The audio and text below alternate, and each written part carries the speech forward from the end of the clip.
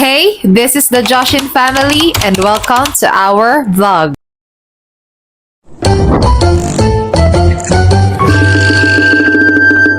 Hello mga Jai, kamusta kayo? Eto nga pala yung mga kaganapan namin nung mga nakaraang linggo. Late upload na ang Jai Shinita nyo. Bago kami umalis para ihatid si Kuya Sayon, sinegregate at sinalang ko muna tong mga maong pants ni Daddy. Sa totoo lang, tinatamad nga ako maglaba ngayon gawa ng sunod-sunod yung pag-ulan dito sa amin. Kaso pag hindi ako naglaba ngayon, next week wala nang masusuot na pants si Daddy. Sinet ko lang yung washing at hinatid na namin ni Zoe si Kuya Sayon sa school. Ay Jai, ang aga-aga naiinis ako kay Zoe. Nawawala kasi yung slippers niya. Hindi ko tuloy maalala kung nasuotan ko ba siya ng slippers o hindi. Kaya ang ending, kinarga ko na lang siya sa likod ko. Nakalabas na kami ng school kaso nag-chat yung advisor ni Kuya Sayon kaya bumalik kami. May magbabayad kasi para sa cleaners and you know naman treasurer tayo sa loob ng room nila Kuya Sayon. Ay nako, kaninong anak to, kawawa naman.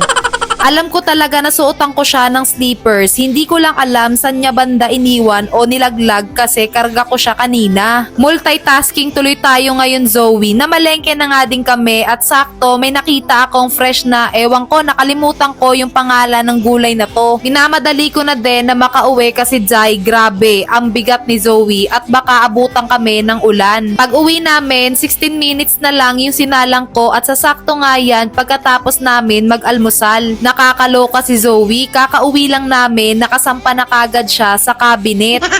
Para sa almusal namin, bumili lang ako ng lomi para kay Zoe at lugaw with egg para sa akin. Bale, habang sinusubuan ko si Zoe, kakain na din ako. Kailangan ko sabayan yung eating time niya para iwas stress at lipas gutom. Tignan mo to Jai, mag-i-in attitude na naman siya. Gusto ko kasi subuan ko siya, pero ang gusto niya, siya na magsusubo sa sarili niya. Aba, independent baby yarn.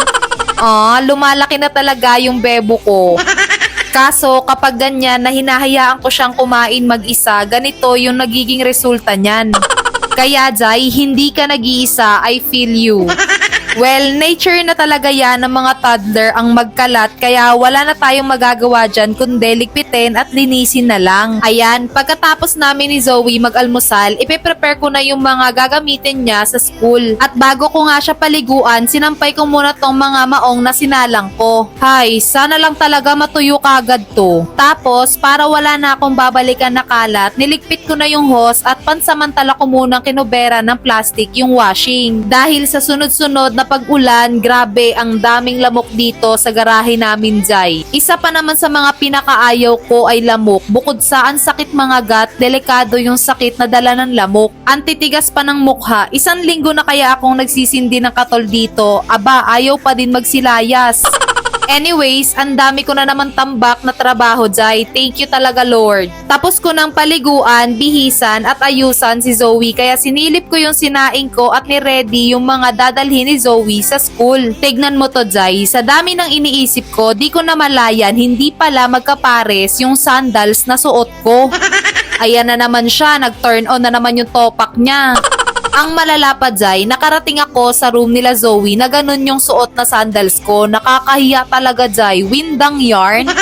Bandang hapon, eto, katatapos ko lang mag-work at sinilip ko nga yung mga bata, sakto, gising na si Zoe pero parang gusto pa din niya matulog. Si Kuya Sayon naman, tulog na tulog pa. Sarap din sanang itulog kaso nakaabang nga yung mga tambak kong trabaho at alam mo ba Jai, eto na lang din yung time ko sa sarili ko na makaligo ako ng maayos at gawin yung mga dapat kong gawin at tapusin nang walang nangungulit. Alas 3 na nga ng mga oras na to kaya pinatay ko na yung aircon at ginising ko na sila. Everyday hanggang 3 o'clock lang ang nap time nila at hindi na pwedeng sumobra kasi baka late na sila matulog mamayang gabi. Para naman sa merienda nila, binigyan ko muna sila ng tig-iisang biskwit at para naman sa merienda ko, may natira pa kaming wheat bread at papalamanan ko ng Arla. Dapat talaga bibili kami sa labas ng memeriendahin namin kaso tinamad na ako kasi katatapos lang ng malakas na ulan. Anyways, ganito lang yung ganap namin tuwing hapon magmemeryenda magmemerienda, manonood ng TV, maglalaro yung mga bata. Pagkatapos ko magmerienda, maya-maya kikilusin ko na yung mga lulutuin ko para sa hapunan.